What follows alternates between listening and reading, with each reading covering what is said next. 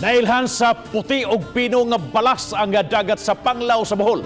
Apan tungod sa tabong pandemya, hangtod karon wa pay turista nga makaadto sa lalawigan sa Bohol. Daghan ang apektado lakip na mismo ang tag-iya sa mga resorts. Giunsa kanila pag-survive kining maong mga hagit.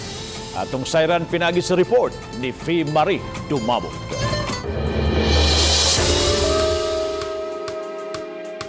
Kakugi, pagpadayon, diskarte. Kini ang gihimong gabayan sa usa ka resort owner sa Panglao, Bohol, human gisirada ng mga resort sud sa unong kabuwan tungod sa coronavirus pandemic. Mong naunaan ni Richel Valiente nga magnegosyo og lamian nga sushi bake, usa ka Japanese food nga misikat karong panahon sa pandemya. Our ingredients for our sushis are, we have furikake, we have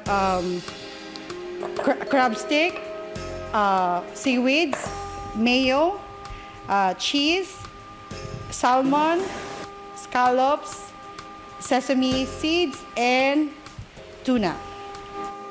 Unya anda mo ng usa ka bowl sa kananan, butangan kini og rice vinegar ug sesame oil.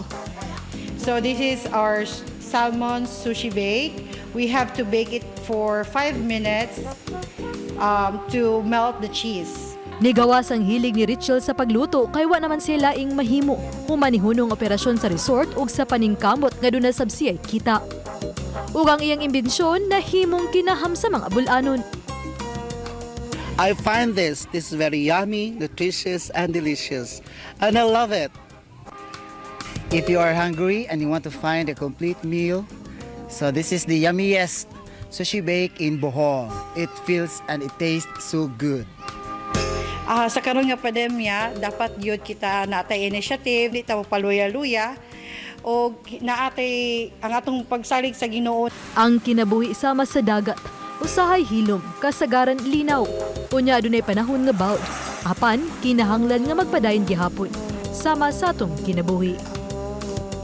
Uban ni Rod Prado, ako si Fee Marie Dumabo. Balitang Bisdak.